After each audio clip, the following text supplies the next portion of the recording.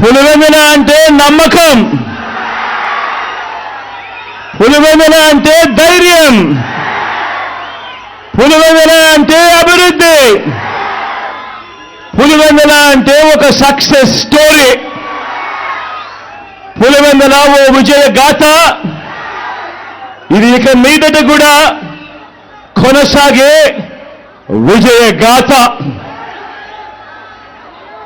కరువు ప్రాంతంగా ప్రయాణాన్ని ప్రారంభించి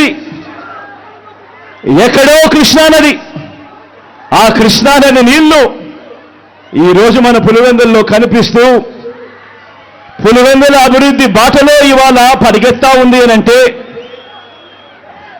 ఈ అభివృద్ధికి ఈ మార్పులకు మూలం నా తండ్రి, ఆ మహానేత, మనందరి ప్రీతమ నాయకుడు, ఆ దివంగత నేత మన వైఎస్ఆర్ గారు.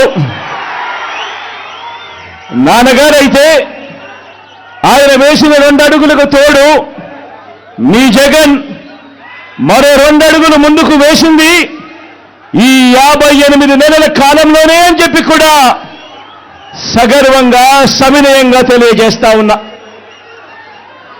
పులివెందులలో ఏముంది అని ఒకప్పుడు అడిగితే,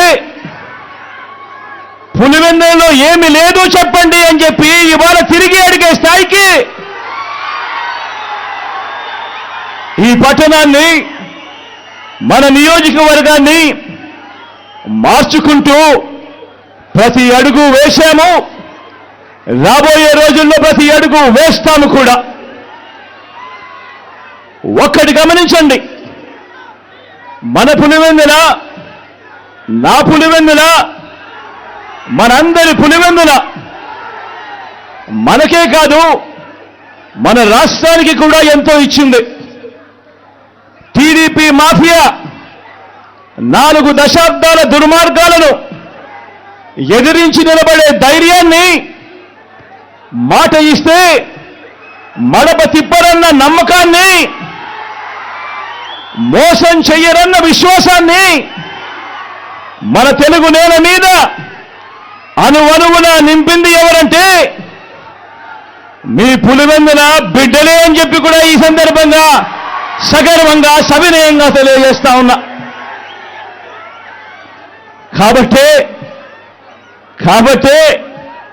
మన ప్రత్యర్థులకు, ఆ చంద్రబాబుకు, ఆ ఈనాడుకు, ఆ ఆంధ్రజ్యోతికి, ఆ టీవీ5కి, ఆ ఎల్లో మీడియాకు దశాబ్దాలుగా కోపంతో వచ్చే ఊతపదం ఏమిటి?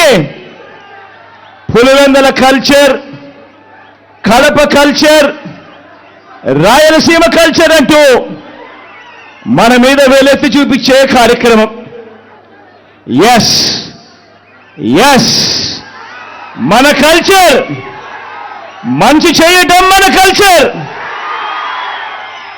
మంచి మనసు మన కల్చర్, మాట తప్పకపోవడం మన కల్చర్, బెదిరింపులకు లొంగకపోవడం మన కల్చర్. పులివెందులను తెలుగు సీమ అభిమానించింది, నమ్మింది, కలిసి నడిచింది. ఇలా రాష్ట్రంలో ప్రతి ఒక్క గ్రామంలోనూ ఈ పులివెందుల, మన కడప, మన రాయలసీమ మంచితనం, మాటకు నిలబడే గుండె ధైర్యం అర్థమయ్యింది. కాబట్టే ఓ వైఎస్ఆర్, ఓ జగన్ను ప్రతి మారుమూల గ్రామంలో కూడా అభిమానించే వాళ్ళు ఈరోజు ప్రతి గ్రామంలోనూ కోట్ల మంది ఈరోజు కనిపిస్తా ఉన్నారు.